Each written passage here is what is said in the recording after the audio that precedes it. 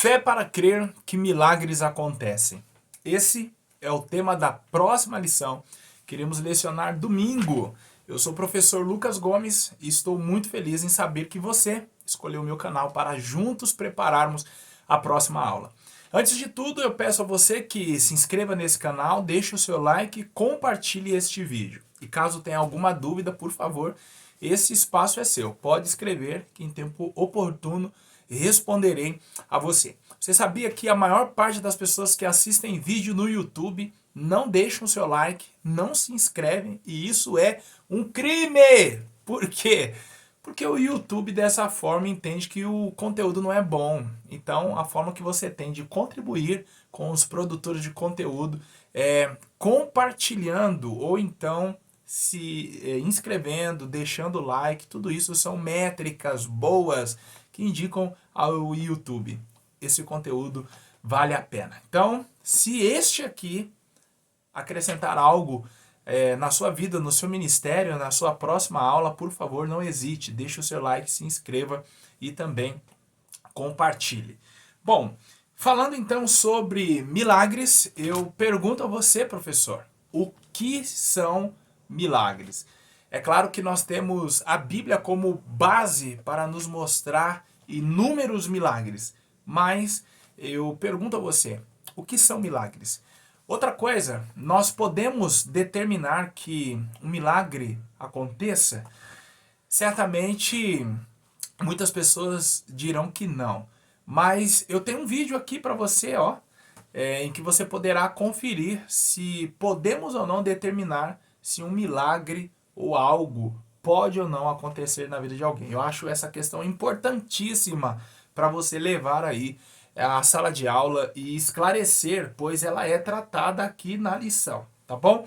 Vamos então ao primeiro tópico que nos fala sobre o que é milagre. Olha a definição do comentarista. Milagre é uma intervenção sobrenatural de Deus na ordem dos acontecimentos, ou seja, algo extraordinário, tá? Milagre é aquilo que muda a ordem de algo, tá? Quando nós pensamos no Mar Vermelho, por exemplo, ali aconteceu um milagre, porque não é natural você chegar diante de um mar e ele se abrir. Quando nós falamos que a queda dos muros de Jericó foi um milagre, é porque não é natural você rodear uma cidade e de repente gritar e as muralhas caírem. E assim tantos outros milagres na Bíblia Sagrada. Então, milagre é uma intervenção sobrenatural, ou seja, Deus interviu no curso natural das coisas. Então eu não consigo operar um milagre, pessoa alguma consegue operar um milagre, somente Deus pode interferir através de alguém no curso natural das coisas. Infelizmente, vivemos então tempos trabalhosos em que até alguns crentes parecem não acreditar mais que para Deus tudo é possível. Isso foi dito por Gabriel a Maria em Lucas capítulo 1, versículo 37, no momento em que ela quis saber como iria engravidar. Tá?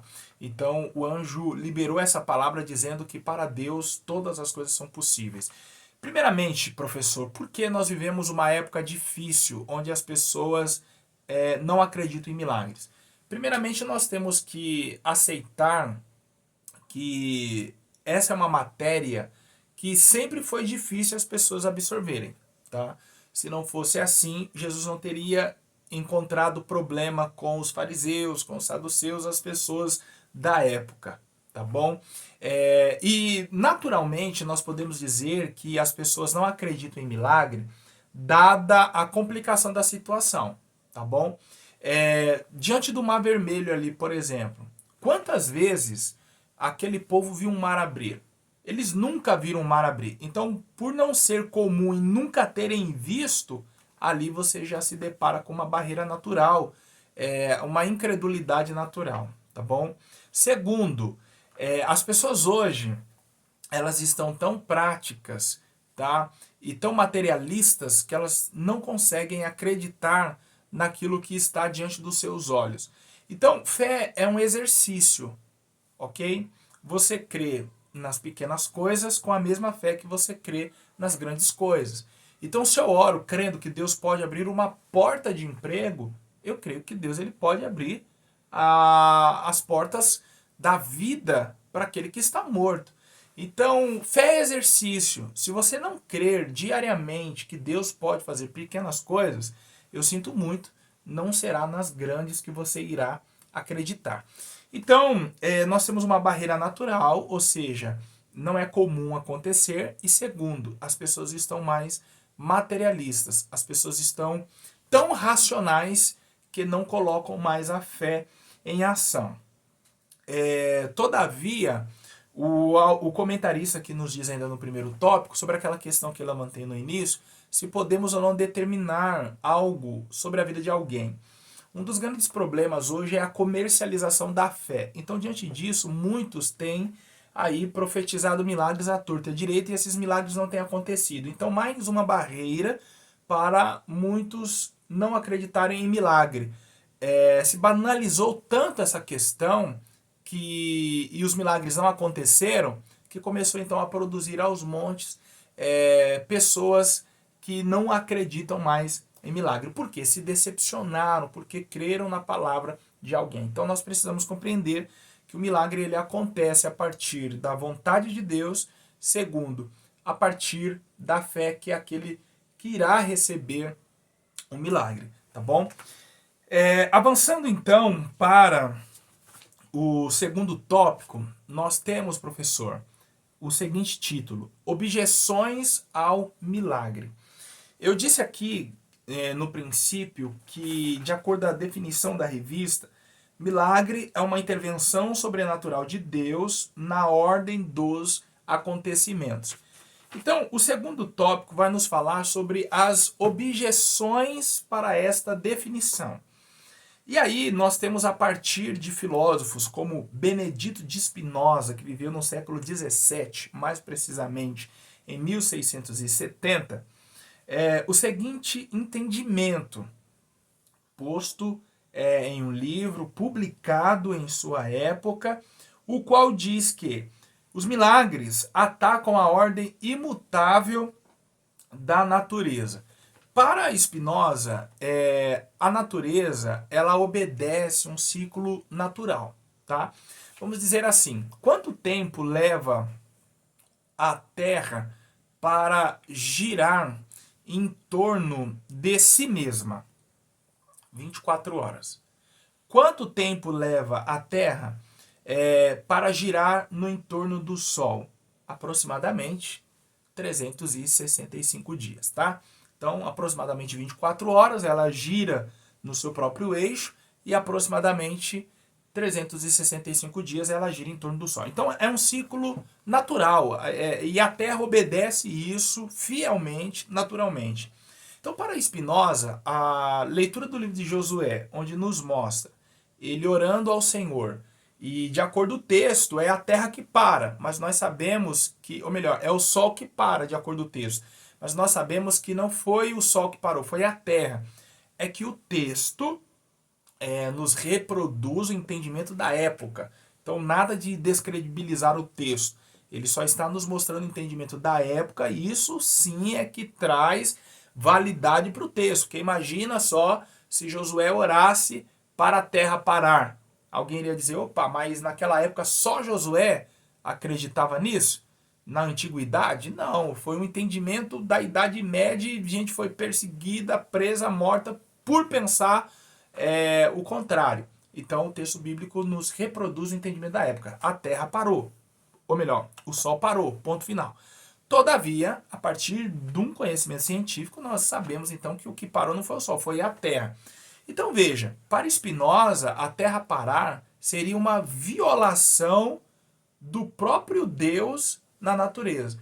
Então, para Spinoza, isso ele não pode fazer. Então, para Spinoza, os milagres não acontecem porque seria uma violação da ordem natural das coisas.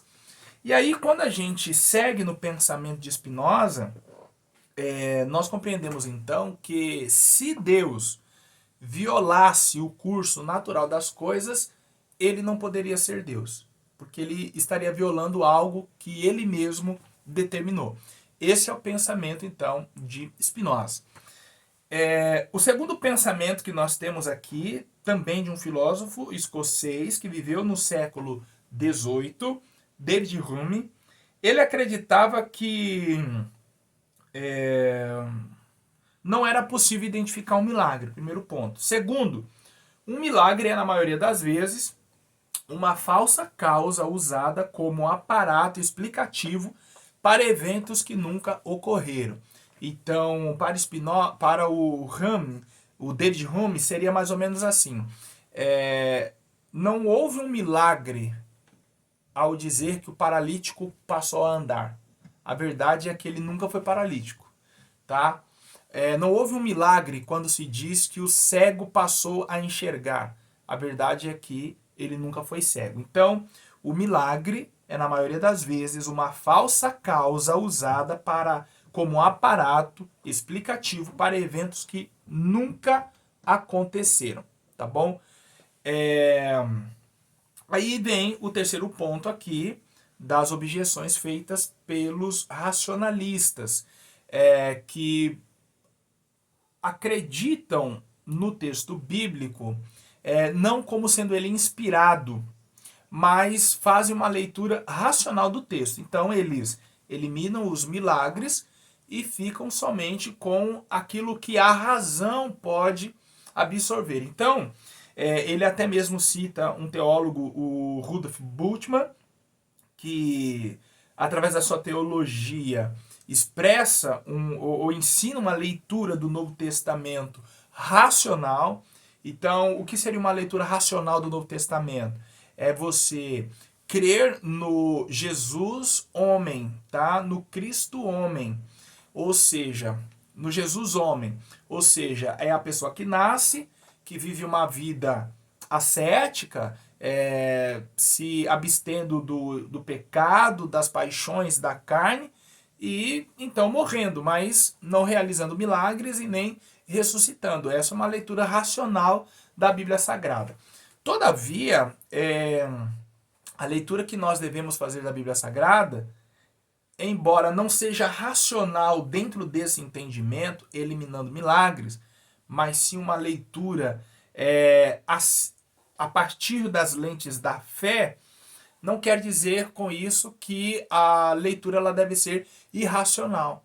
Não, a fé aceita a racionalidade. Todavia, quando nós nos esbarramos em eventos onde a razão não explica mais, nós entendemos que ali houve um milagre. Até porque voltar à vida e você ter pessoas que testemunhem isso, olha, foi atestada a morte, foi comprovada a morte, e agora a pessoa voltou à vida, então não há o que a racionalidade fale contra, ok? Não é a fé suplantando a razão, mas é a razão aceitando as provas incontestáveis do milagre. Então, no terceiro tópico, nós temos agora algumas contestações para as objeções.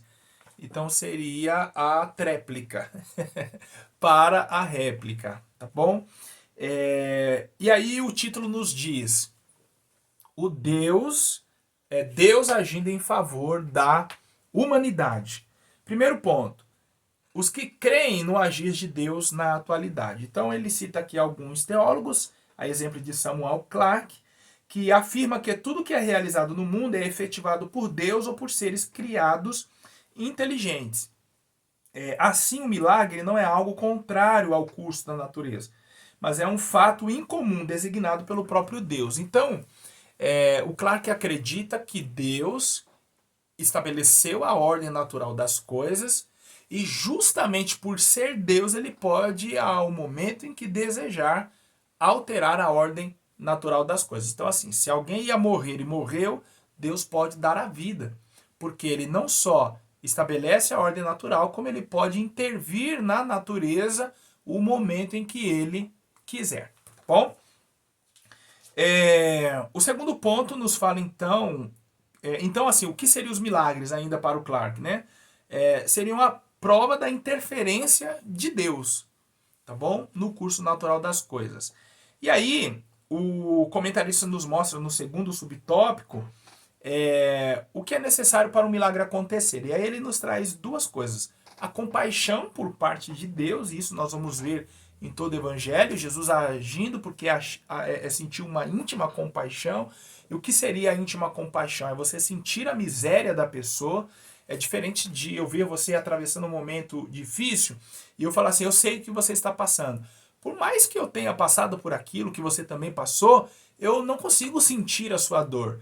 Tá? A medição de dor aqui não cabe. Eu posso ter passado a mesma situação, mas eu não consigo sentir a sua dor. Agora, sentir íntima compaixão é sentir a miséria, é sentir a dor. E somente Deus tem poder de sentir a dor. Então, quando ele sente a dor, o caminho do milagre está aberto. A segunda coisa que propicia um milagre é a fé. Então, Deus ele não vai simplesmente realizar milagres por realizar. É preciso a pessoa que é alvo daquele milagre ter fé, certo? O terceiro ponto, então, nos fala sobre o perigo da motivação errada. Então, veja, nós sabemos que os milagres é um grande chamariz. Age na curiosidade das pessoas. Quem não gostaria de ver um paralítico andar? Quem não gostaria de ver um cego ver, um morto ressuscitar? Muitas pessoas desejariam. Então, ao ser divulgado que ali, ou melhor, que hoje é a noite do milagre, certamente as pessoas irão vir para ver esse milagre e, segundo, irão vir para receber o milagre. Então, algo que o comentarista diz aqui nessa lição, e eu concordo, é que nós não podemos agendar o milagre. Nós não temos essa condição. E isso nós vimos a partir de muitos cultos que propõem isto. Culto denominado Noite do Milagre, Noite da Revelação, ou Culto da Revelação. Enfim, em qual culto Deus não pode operar um milagre? Será que precisa estar no slogan desse culto, que hoje é a noite do milagre, uma vez que Deus pode operar o milagre qualquer dia? Então aí nós já percebemos uma intenção em trazer os olhos para determinado culto, para determinada reunião, e vai saber Deus quais são as intenções destes que fazem isso. Então, nós temos que ter em mente que Deus opera o milagre, o dia que Ele quer, a hora que Ele quer e a quem Ele desejar. Professor, muito obrigado pela sua companhia. Eu peço que deixe o seu like. Não esqueça de se inscrever. Isso é muito importante. A próxima lição nós iremos falar sobre fé para crer que o Espírito Santo é Deus. Uma lição muito boa, o qual quero que você faça parte e eu tenho certeza que você irá gostar. Fique com Deus, um forte abraço.